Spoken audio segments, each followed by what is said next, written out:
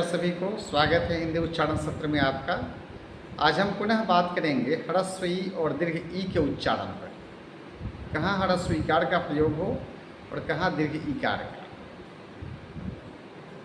तो अगर उच्चारण जल्दी हो रहा है ईकार का तो ह्रस्व ईकार, यदि देर हो तो दीर्घ ईकार। ह्रस्व का अर्थ ही होता है छोटा और दीर्घ का अर्थ होता है बड़ा, तो दोनों के उच्चारण में भी फर्क है।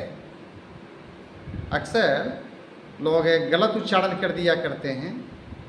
हम बोल देते हैं गलती से बीमार, जबकि बीमार नहीं, बीमारी नहीं, बीमार, बीमारी।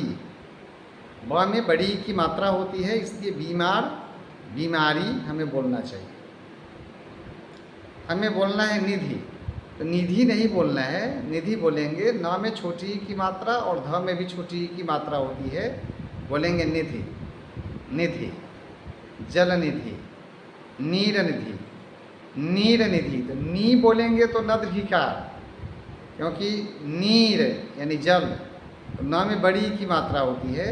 लेकिन उसके बाद जो निधि है तो निधि में न में छोटी ई की मात्रा होगी, बोलेंगे नीर निधि, नीर निधि, जल निधि, नीर निधि। हमें बोलना है विधि, विधि नहीं कह सकते, विधि नहीं, विधि। व स्वीकार विधि, हर स्वीकार धी, उच्चारण करेंगे विधि, विधि। वैसे ही गिरी, घड़ स्वीकार गिर, हर स्वीकारी, गिरी, गिरी, गिरी, गिरी, गिरी यानी पहाड़। और जब हम कहेंगे गिरी, जैसे बादाम की गिरी, तब गढ़ स्वीकार की, रध्रिकारी। इस गिरी का अर्थ हुआ बादाम का जो बीज है जो हम लोग खाते हैं, वह बादाम की गिरी, वह बादाम की गिरी है, गिरी।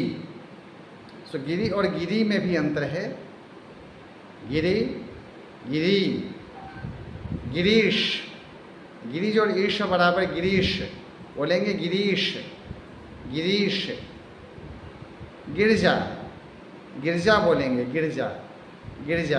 ग में भी छोटी है और अ में भी छोटी है, गिरजा, गिरजा, गिरजा, गिरजा, गिरजा। नहीं बोलेंगे गिरिजा, गिरजा, गिरिजा नहीं बोलेंगे, गिरजा, गिरजा पूजन।